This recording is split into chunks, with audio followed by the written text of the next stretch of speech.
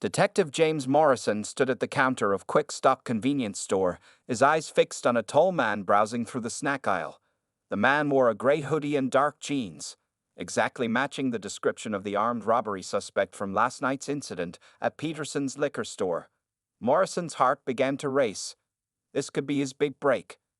For 3 months now, Morrison had been trying to prove himself as the department's newest detective. At 32, he was one of the youngest to earn the badge, but his arrest numbers weren't impressive enough. His supervisor had been breathing down his neck about it all week. "This is my chance," he whispered to himself, unconsciously adjusting his holster. The suspect moved towards the refrigerator section, his back turned to Morrison. The detective noticed the man was about 6'2", athletic build, with short black hair visible under his hood. The description matched perfectly, too perfectly to ignore. Without waiting for his backup to arrive, Morrison approached the man. His hand rested on his weapon, ready for any sudden movements. The store's fluorescent lights flickered above, casting strange shadows across the empty aisles. "Sir, turn around slowly and keep your hands where I can see them," Morrison commanded, his voice firm but slightly shaky with adrenaline. The man froze. "Excuse me." "I said turn around. Hands up." Morrison's voice grew louder. The man slowly turned, revealing a confused face. He was holding a protein shake in one hand and his phone in the other. "Officer, what's going on?" "Put those down." Slowly. Morrison drew his weapon, pointing it at the ground but ready to raise it if needed. The store clerk ducked behind the counter, while an elderly lady near the magazine rack hurried outside. "Listen, there must be some mistake," the man said calmly, placing his items on a nearby shelf. "I'm just getting some snacks after my gym session." Morrison wasn't listening. He'd made this mistake before, letting suspects talk their way out of situations. Not this time. "On your knees, hands behind your head." "This is ridiculous," the man protested but complied. "I haven't done anything wrong." Morrison moved quickly, roughly pulling the man's arms behind his back and cuffing him. The steel bracelets clicked shut with a satisfying snap. The police station buzzed with nervous energy as officers scrambled to handle the situation. Detective Morrison stood frozen, his face pale as paper, while Sergeant Thompson quickly removed the handcuffs from Michael Reynolds' wrists. "Can I get you some water, Mr. Reynolds?" Thompson asked, shooting an angry look at Morrison. Michael rubbed his wrists where the tight handcuffs had left red marks. "Coffee would be better," Michael replied calmly. "And perhaps someone could call the school where I teach to let them know I'll be late for my first class." Morrison felt sick to his stomach. Not only had he arrested the wrong person, but he'd arrested an innocent teacher who happened to be the chief's brother. The weight of his mistake grew heavier with each passing second. Lieutenant Garcia, the highest-ranking officer present, rushed out of his office. His usual friendly face was now stern and worried. "Mr. Reynolds, please come to my office. We need to sort this out immediately." As Michael followed Garcia, whispers filled the station. Officers who had moments ago nodded approvingly at Morrison now avoided eye contact. Some shook their heads in disappointment. "What do you think Chief Reynolds will do?" one officer whispered to another. "Morrison's career is over," came the reply. "You know how protective she is of her brother." Inside Garcia's office, Michael sat comfortably in a leather chair, looking more amused than angry. Lieutenant Garcia sat across from him, while Morrison stood awkwardly by the door, looking like he wanted to disappear. "Mr. Reynolds, I cannot express how sorry we are for this incident," Garcia began, his forehead wrinkled with concern. Detective Morrison was investigating an armed robbery case and made a regrettable error in judgment. Michael took a sip of his coffee. "You mean he racially profiled me because I matched a vague description of tall, athletic build, dark hair?" His words made Morrison flinch. "I didn't. I thought—" Morrison stammered, but Michael cut him off. "Let me tell you exactly what happened," Michael said, placing his coffee cup down. "I was getting protein shake and snacks after my morning workout. Next thing I know, I'm being treated like a dangerous criminal, handcuffed so tight I might have bruises, and driven here without any proper investigation." Lieutenant Garcia wiped sweat from his forehead. "We have your ID now. Obviously, you're free to go, and we'll be launching a full investigation into this incident." That's good, Michael nodded. Because when Sarah finds out, the mere mention of Chief Reynolds made everyone in the room tense up. Chief Sarah Reynolds was attending a law enforcement conference in Washington, D.C., but she would return tomorrow. Your sister. Morrison finally found his voice. Does she need to know about this? Michael raised an eyebrow. Are you suggesting we cover this up, Detective? That would be another mistake on your part. Lieutenant Garcia quickly intervened. Of course not. We'll be fully transparent about this incident. In fact, I need to call the chief right now. No need. Michael stood up, straightening his hoodie. I'll call her myself. She should hear it from me first. Morrison felt the room spin. His career flashed before his eyes. 6 years of police academy, patrol work, and finally making detective. All potentially ruined because he couldn't wait for backup or proper identification. Mr. Reynolds. Morrison stepped forward, his voice shaking. I truly apologize. I was wrong. Completely wrong. Michael looked at him for a long moment. You know what's interesting, Detective? I teach criminal justice at the high school. I spend every day teaching young people about proper police procedures, constitutional rights, and the importance of fair treatment. Today, you've given me a perfect real-life example of what not to do. He walked to the door, then turned back. Oh, and you might want to check the security cameras at Peterson's liquor store. The robbery happened at 9:30 p.m. last night. I was teaching an evening class about police accountability until 10 o'clock p.m. 20 students and another teacher can verify that. As Michael left the office, Morrison slumped against the wall.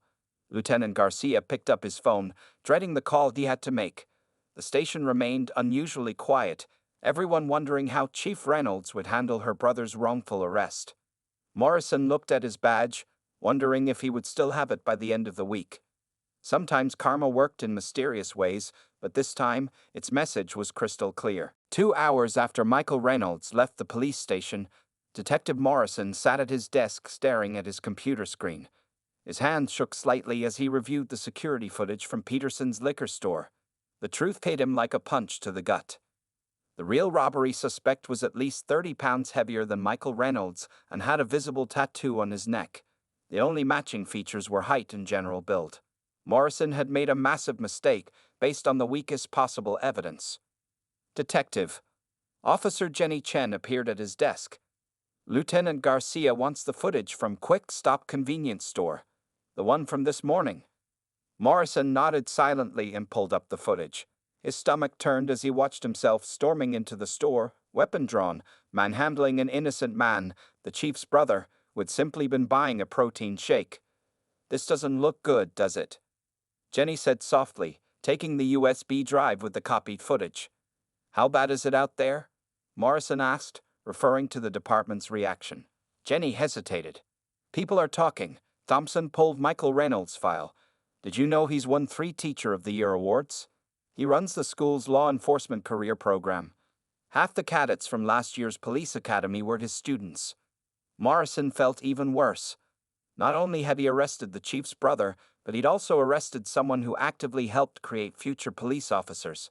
The irony was painful. His phone buzzed, a text from his mother. Saw the news about your arrest on social media. Call me when you can. Social media? Morrison quickly opened his browser. The video from Quick Stop had already been shared hundreds of times. The headlines were brutal. Police detective arrests chief's brother in major blunder, and teacher wrongfully arrested while buying post-workout snack. Lieutenant Garcia's door opened. Morrison, get in here. Inside the office, Garcia looked exhausted. Files were spread across his desk, Morrison's arrest records from the past 6 months. Sit down, Garcia ordered. We need to talk about patterns. Morrison's throat went dry. Patterns, sir. In the last 6 months, you've made 43 arrests. 38 of them involved men matching Michael Reynolds' general description. Want to explain that? Aye, those were all legitimate arrests, Morrison defended weakly. Garcia threw a file on the desk. Really? Because 15 of those cases were dropped due to lack of evidence. 5 more are being reviewed right now. Before Morrison could respond, his phone buzzed again. This time it was an email from Michael Reynolds. His hands trembled as he opened it. Detective Morrison. I've attached security footage from my school showing me teaching class during last night's robbery. I've also attached student statements confirming my presence. I believe these will help clear up any confusion about my whereabouts. Additionally, I'm forwarding you my teaching schedule for the next month. I'd like to invite you to speak to my criminal justice class about proper arrest procedures and the importance of thorough investigation. Consider it a learning opportunity for everyone involved.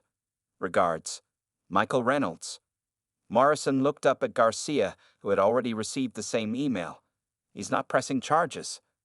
Not yet, Garcia replied, but his sister. As if on cue, the office phone rang. Garcia put it on speaker.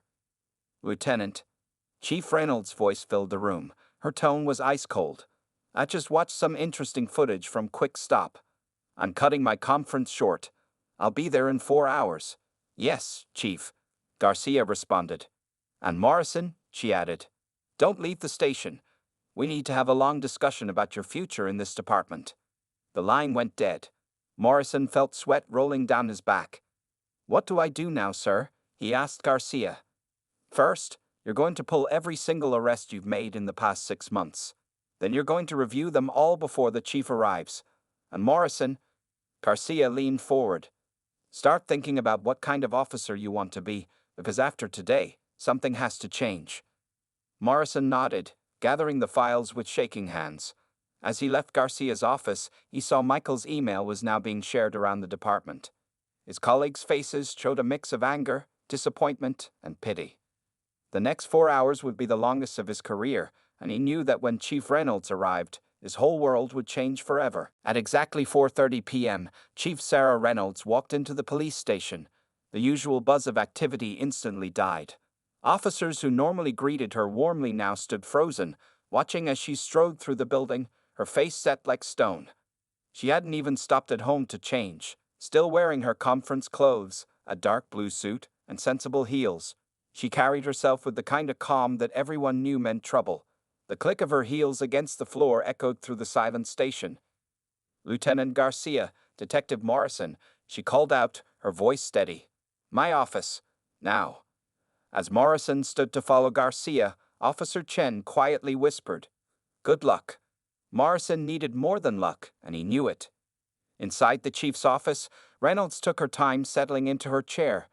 She placed her phone on the desk, showing the viral video of her brother's arrest.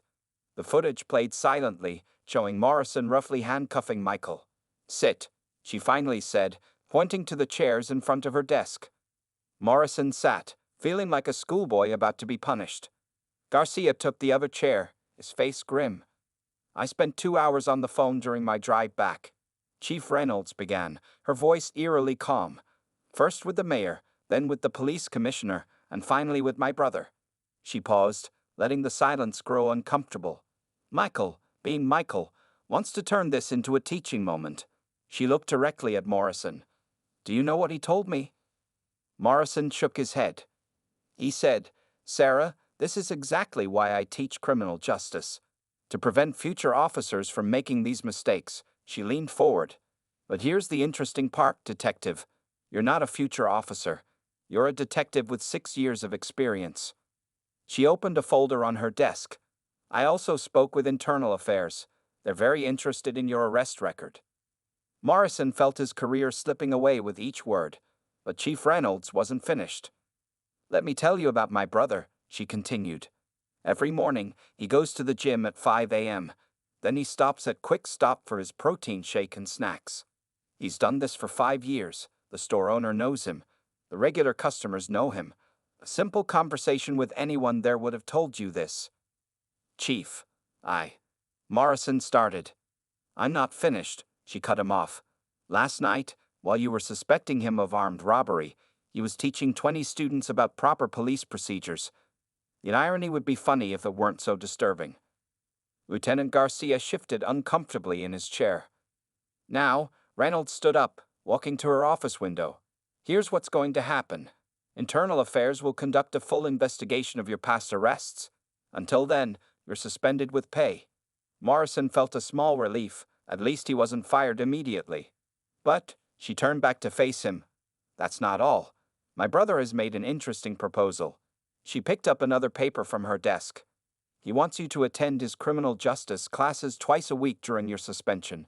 You'll share your experience, including this incident, with his students. You'll learn from him about proper procedures, racial profiling, and community relations. Morrison blinked in surprise. He wants me to learn, Reynolds finished, and to teach others what not to do. It's either that or I recommend immediate termination to the review board. The choice was clear. Morrison nodded quickly. I'll do it, Chief. The classes, I mean. Good. She sat back down. Because Michael thinks you can learn from this, and despite everything, I trust my brother's judgment. She looked at Garcia. Lieutenant, implement immediate refresher training for all officers on arrest procedures. I want body camera reviews daily, and any arrest without proper probable cause will result in immediate suspension. Is that clear?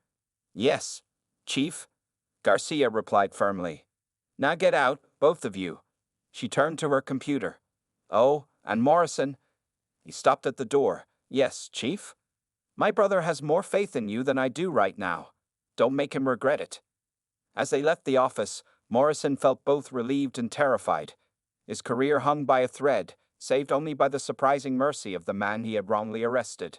The real test was just beginning. 1 week into the internal investigation, Detective Sarah Miller from Internal Affairs sat in a small conference room, surrounded by stacks of files. Each file represented an arrest made by Detective Morrison over the past 6 months.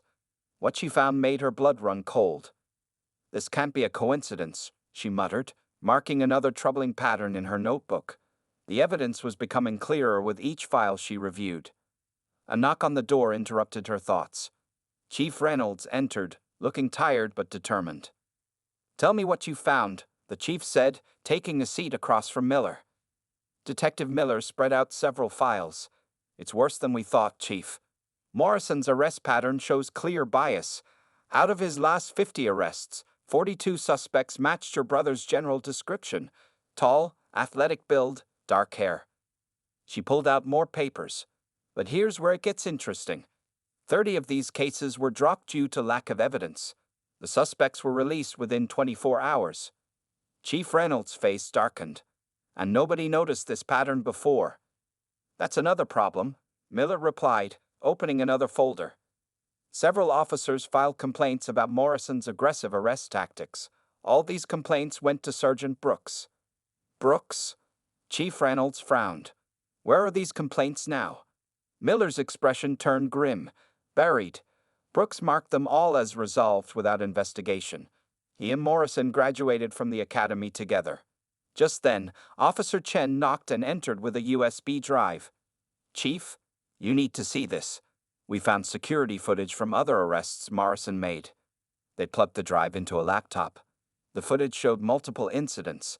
Morrison approaching men who matched the same description, using aggressive tactics, making arrests without clear probable cause. Look at the timestamps, Officer Chen pointed out. Most of these arrests happened during his night shifts. The suspects were released by morning shift, before you would see the reports. Chief Reynolds stood up, pacing the room. So Morrison made questionable arrests, and Brooks covered for him. Who else was involved? Miller checked her notes. 3 other officers regularly backed up Morrison during these arrests. All worked under Brooks. A pattern of harassment hidden by friendly supervision, Chief Reynolds said, her voice hard. No wonder my brother's arrest went viral. It finally exposed everything. Officer Chen handed over more files. There's more, Chief. We found complaint letters from community members. Many described similar experiences, being stopped, searched, and sometimes arrested while doing normal activities. Shopping, jogging, leaving the gym. Just like Michael. Chief Reynolds finished. She picked up her phone and dialed. Get me Lieutenant Garcia and Sergeant Brooks. Now. While they waited, Miller organized the evidence. Chief, there's one more thing. Morrison's arrest numbers spiked after his last performance review. Brooks gave him a poor rating for not being proactive enough. Minutes later, Lieutenant Garcia arrived alone. Chief, Brooks called in sick today. Sick? Chief Reynolds raised an eyebrow. Or running. Garcia looked uncomfortable. His desk has been cleared out. Personal items gone. The room fell silent as the implications sank in.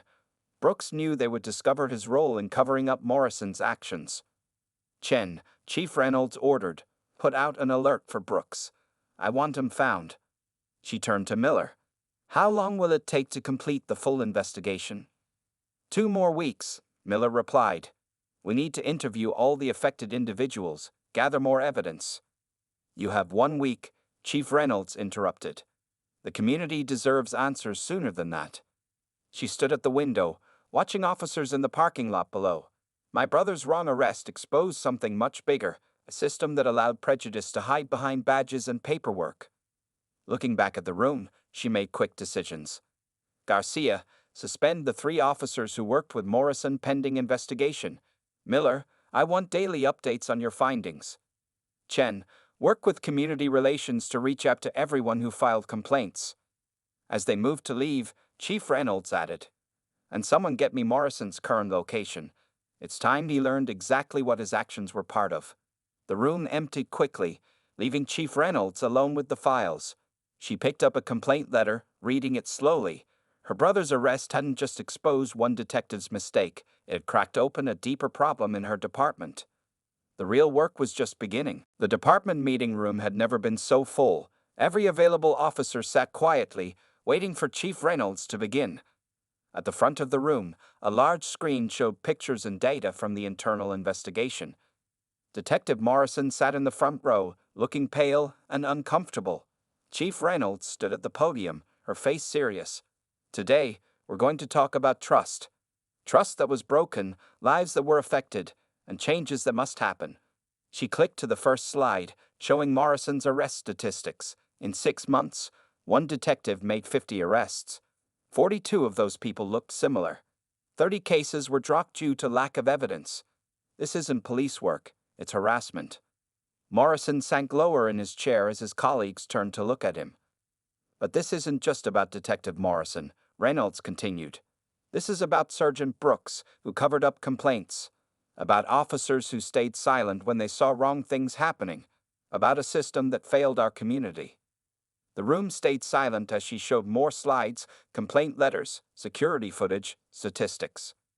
My brother's wrongful arrest went viral, she said, pointing to the news coverage. But he wasn't the first innocent person Detective Morrison arrested. He was just the one who finally exposed everything. Suddenly, the door opened. Michael Reynolds walked in, wearing his teacher's clothes, a neat button-down shirt and tie. Thank you for coming, Michael. Chief Reynolds nodded to her brother. Would you like to share your thoughts? Michael walked to the podium. Some officers looked away, embarrassed. Others watched curiously. I teach young people about law enforcement, he began. I tell them police officers protect and serve. I tell them about justice and fairness. He paused, looking around the room. Was I wrong? No one answered. Detective Morrison arrested me while I was buying a protein shake, but at least I knew my rights. At least I had a sister who's the police chief. He looked directly at Morrison. What about the others? The ones who didn't have these advantages? Morrison finally spoke up, his voice shaking. Sir, I'm sorry. Sorry isn't enough, Chief Reynolds cut in. Which is why I'm announcing major changes, effective immediately. She clicked to a new slide showing a list. Detective Morrison, suspended for 3 months, mandatory retraining. 3 supporting officers, 2 weeks suspension, retraining required. Sergeant Brooks, terminated, facing criminal charges for misconduct. New oversight committee created. Body cameras must stay on during all interactions. Monthly arrest review by external committee. Community feedback sessions required. Additionally, she continued, every officer will attend new training sessions. These will be taught by Michael Reynolds and his criminal justice students. Murmurs filled the room. Having students teach experienced officers was unusual. Some of you may not like these changes, Chief Reynolds said firmly. There's the door. But if you stay, things will be different. Michael stepped forward again. Detective Morrison started his first training session in my class yesterday. He shared his mistake with my students. It wasn't easy, but it was honest. Morrison nodded slowly. His first day teaching had been humiliating but eye-opening. "Changes start today," Chief Reynolds announced. "Officer Chen will distribute new procedure manuals. Lieutenant Garcia will schedule your training sessions. Detective Miller from Internal Affairs will review all arrests from the past year." She looked at each face in the room. "We wear badges to protect and serve everyone, not to harass, not to profile, not to abuse power." The meeting ended, but officers stayed in their seats, processing everything. Morrison stood up, walking to Michael. "Mr. Reynolds," he said quietly, "thank you for teaching me, for giving me a second chance." Michael looked at him thoughtfully. "Don't thank me yet, detective. Real change is harder than saying sorry. Are you ready for that?"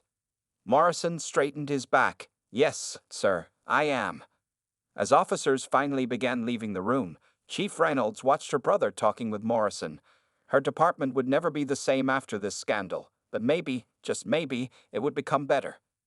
Sometimes, she thought, it takes a crisis to force necessary changes. Her brother's wrongful arrest had exposed deep problems, but it also opened the door for real transformation. The hard work of rebuilding trust was just beginning. 3 months into his suspension, Detective Morrison stood nervously in front of Michael Reynolds' criminal justice class. Gone was his usual confident stance, replaced by a humbler presence. Today marked his 30th session teaching students, but this one felt different. Today, Michael announced to his class, "Detective Morrison will share something new. Something that happened yesterday at the community meeting." 25 students leaned forward in their seats. They had grown used to Morrison's presence, watching his transformation from a defensive, angry officer to someone who was slowly learning and changing. "Last night," Morrison began, his voice steady, "I met with 5 people I wrongly arrested, people whose lives I affected with my poor decisions." He paused, taking a deep breath. "I want to share their stories with you." He clicked through slides showing pictures of different people. "This is James Carter." Morrison pointed to the first photo. "I arrested him while he was jogging at night. He lost his job because he missed an important meeting the next morning." The students wrote in their notebooks as Morrison continued. "Sarah Rodriguez," he showed the next picture. "I arrested her brother outside their family store. Their business lost customers because people were afraid to shop there after the arrest." Michael watched from the back of the room, nodding encouragingly. The hardest part wasn't facing their anger, Morrison admitted. It was seeing their fear. These people now fear the police. Fear people like me who should protect them. A student raised her hand. "Detective, how did they react when you apologized?" Morrison smiled sadly. "They didn't trust me at first, but then something amazing happened. Mr. Reynolds stood up and shared my story. How I've been teaching here, learning from my mistakes, trying to change." Michael stepped forward. "And what happened next, detective?" "James Carter, the jogger I arrested, Morrison's voice cracked slightly. "He offered to join our community outreach program. Said if I could change, maybe other officers could too." Another student spoke up. "Is that why you're wearing a community liaison badge now?" Morrison touched the new badge on his chest. Chief Reynolds had created a special unit for community relations, and yesterday, she'd surprised him by making him part of it.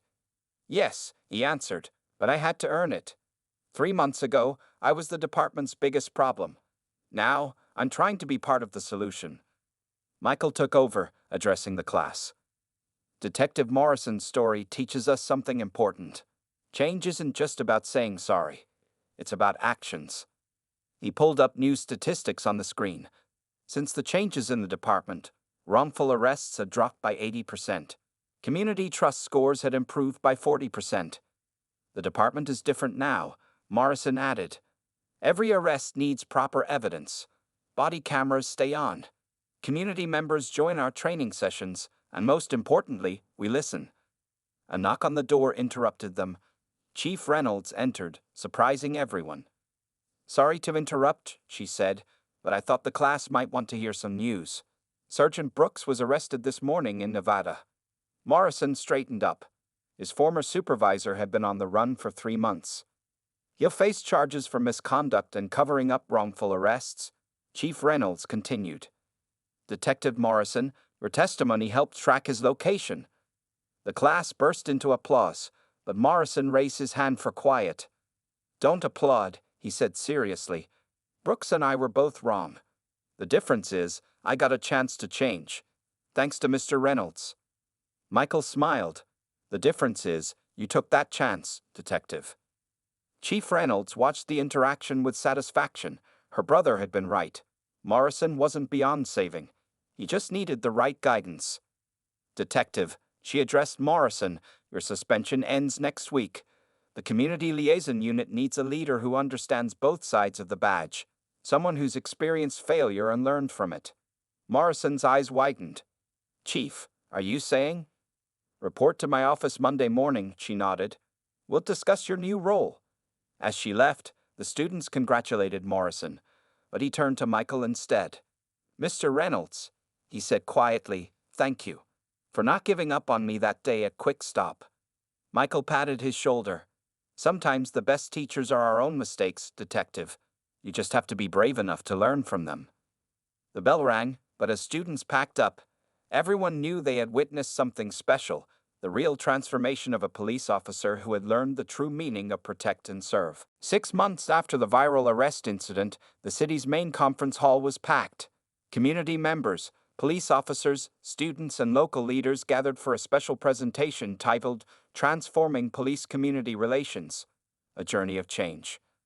On stage sat Detective Morrison, now wearing his new Community Liaison Unit leader badge, alongside Michael Reynolds and Chief Sarah Reynolds.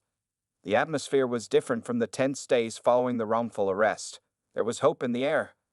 "Ladies and gentlemen," Michael began, standing at the podium, "6 months ago, I was wrongly arrested while buying a protein shake." A few people chuckled, remembering the viral video. "Today, I'm here to share how that moment changed not just one officer, but an entire police department." He gestured to the screen behind him, showing statistics. Wrongful arrests down 90%.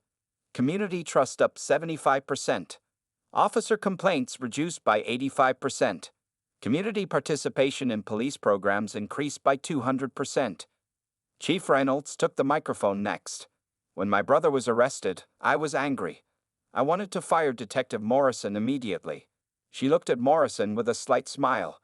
"I'm glad I listened to my brother instead." Morrison walked to the podium, his steps confident but humble. The audience hushed. Many recognized him from the viral video. "6 months ago, I was the department's biggest problem," he began. "Today, I lead the Community Liaison Unit. But this isn't about me. It's about what happens when we admit our mistakes and truly commit to change." He clicked to the next slide, showing pictures of community events. Police officers playing basketball with teenagers, joining neighborhood cookouts, attending local festivals. "Every officer now spends time in Mr. Reynolds' criminal justice class," Morrison explained. "Not as teachers, but as students. We learn from young people who see the world differently than we do." A young student stood up from the audience. "Detective Morrison, remember when you first came to our class? You could barely look us in the eye." Morrison laughed. "Yes, I remember. I was ashamed.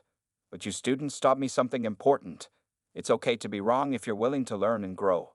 Michael joined him at the podium. The changes weren't easy. Some officers resigned rather than adapt. Sergeant Brooks chose to run, and now faces justice. But those who stayed, those who embraced change, they're creating a new kind of police department. Chief Reynolds stepped forward, holding a new document. "Which is why today, I'm proud to announce our department's new Community First policy. Every decision, every arrest, every action must first consider its impact on the community we serve." The audience applauded as she continued. "And who better to lead this initiative than the team that started it all? Detective Morrison and my brother Michael will co-chair our new Community Oversight Committee." Morrison looked surprised. This was news to him. Michael grinned and shook his hand. Sometimes, Michael addressed the crowd. "The worst moments lead to the best changes. My wrongful arrests could have ended careers and deepened the divide between police and community. Instead, it built bridges." The presentation ended with a video montage. Morrison teaching students, officers participating in community events, Chief Reynolds implementing new policies, and Michael working with both police and community members. As people stood to leave, an elderly woman approached Morrison. He recognized her. She'd been at Quick Stop that morning 6 months ago. I saw everything that day, she said softly. I thought you were just another bad cop. But watching you change, watching you help change others, that's something special. Morrison felt tears in his eyes. Thank you, ma'am. We're trying to be better every day. Later, as they cleaned up the conference hall, Michael turned to Morrison. Ready for another class tomorrow? Actually, Morrison smiled. I was thinking about your offer to get my teaching certificate. Maybe it's time I teach criminal justice too. Chief Reynolds overheard and laughed. From wrongful arrest to teacher of justice. Now that's what I call karma. As they walked out together, the police chief, her teacher brother, and the detective who had learned the hardest lesson of his career, they knew this wasn't the end of the story. It was just the beginning of a new chapter in police-community relations. Sometimes, the biggest mistakes lead to the most important changes. For Detective Morrison, a protein shake arrest had become a wake-up call that transformed not just his career, but his entire department's approach to justice and community service.